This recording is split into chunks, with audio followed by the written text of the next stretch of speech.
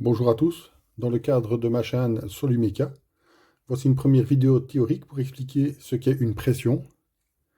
Une pression, c'est une force par unité de surface. Si vous préférez le retenir comme ça, une pression, c'est une force pressante sur une surface pressée. Donc c'est une force pressante sur une surface pressée. Ça, c'est une pression, ce n'est rien d'autre. Il existe beaucoup, une dizaine, je dirais, d'unités pour une pression, mais nous n'allons retenir que deux. Je suis persuadé que vous les connaissez déjà. Bon, on va faire un petit refresh. Alors une force, si vos souvenirs sont bons, ben, ça s'exprime en newtons. Une surface, les unités officielles pour une surface, ce sont des mètres carrés. Quand on a des newtons par des mètres carrés, ben, ça va nous donner des pascals. C'est une unité qui n'est pas tellement pratique, en ce sens qu'elle est difficile à manipuler. C'est une unité de laboratoire, je dirais.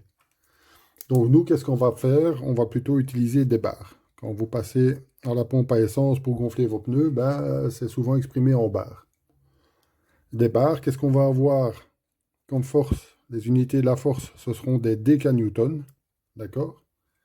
Et la surface doit être exprimée en centimètres carrés.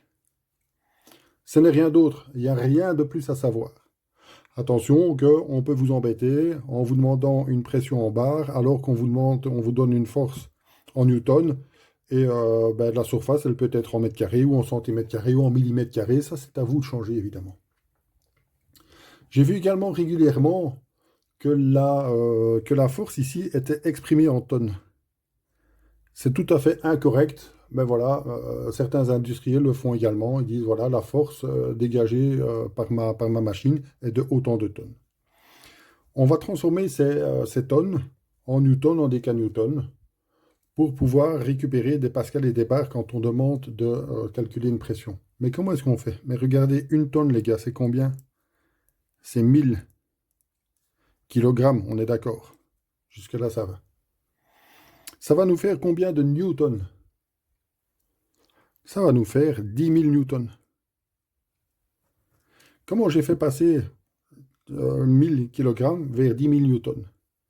J'ai simplement multiplié par 9,81, qui est l'accélération gravitationnelle. Ici, j'ai fait x10. En général, dans les exercices, on dit, oui, voilà, accélération gravitationnelle, petit g est égal à 10. 9,81, quelles sont les unités? C'est une accélération. Les unités d'une accélération, ce sont des mètres par seconde au carré. Ces 10 000 newtons, ça nous fait combien de décanewtons? Mais tout simplement 1000. 1000 décanewtons. Alors, regardez, c'est tout à fait logique. Hein. Déca, ça veut dire 10. Ici, on a 10 000 newtons. Ben, si on a ça, hein, 10 000 newtons. Donc, l'égalité est correcte. Autre chose de relativement, voilà, je vais changer de couleur, de relativement intéressant à constater, c'est que les 1000 qui sont ici, exprimés en décanewtons, le chiffre est le même. 1000 kg exprimés pour une masse. Ce qui se passe, c'est que ceci exprime une force, ceci exprime une masse. Si par exemple votre professeur vous dit, voilà, il y a un vérin de 200 décanewtons qui doit être utilisé ou qui est utilisé, etc. Est-ce que c'est beaucoup? Mais les gars, pour vous, dans votre tête, ce que vous pouvez faire, puisque c'est la même chose, c'est le même chiffre, vous pouvez raisonner en kilogrammes, bien que ce n'est pas correct, et vous exprimez votre réponse en décanewtons. Vous savez qu'un vérin, par exemple, qui tire ou qui pousse avec une force de 200 décanewtons, c'est comme si vous souleviez un sac d'une masse de 200 kg. OK? Un petit pouce bleu si ça vous a plu, et n'hésitez pas à revoir la vidéo. À bientôt!